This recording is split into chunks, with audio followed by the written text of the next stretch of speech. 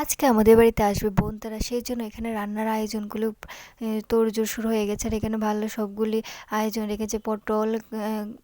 পটল মিষ্টি কুমড়া ভাজাও এখানে ভেজে নেওয়া হচ্ছে। আর এখানে করা হচ্ছে মাছের ডিম আর মাছের তেল দিয়ে একটা, এটা কিন্তু খেতে খুব দারুণ লাগে। আর এখানে এটা ভেজে নেওয়া হচ্ছে, তারপর মাছগুলোকে এক এক করে ভেজে নেওয়া হচ্ছে তেলের মধ্যে দিয়ে। আর বোন তারা কিন্তু অনেকদিন পরেই আমাদের বাড়িতে আছে, সাথে দাদাভাই তারাও আসবে। আর আমার একটা ছোট্ট মানি আছে, সেও আসবে, তার সাথে আজ জমিয়ে মজা হবে। আর আজকে গরমটাও খুব অনেক দিয়েছে। আর এখানে মাছগুলোকে ভেজে থালের মধ্যে তুলে নেওয়া হয়েছে। আর এখানে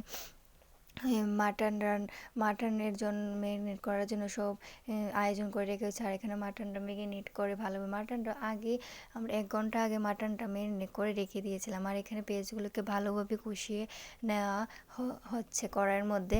আর তারপর মাটনটা কড়াইয়ের মধ্যে ঢেলে দেওয়া হচ্ছে। আর মাটনের মধ্যে যে মাটনটা কড়াইয়ের মধ্যে ভালোভাবে মিশিয়ে দেওয়া হচ্ছে। তারপরে মাটনটাকে ভালোভাবে কষিয়ে নেওয়া হচ্ছে। দেখতে যেমন সেই হয়েছে, খেতেও কিন্তু খুব দারুণ হয়েছে মাটনটা। আর খুব নরম হয়েছে।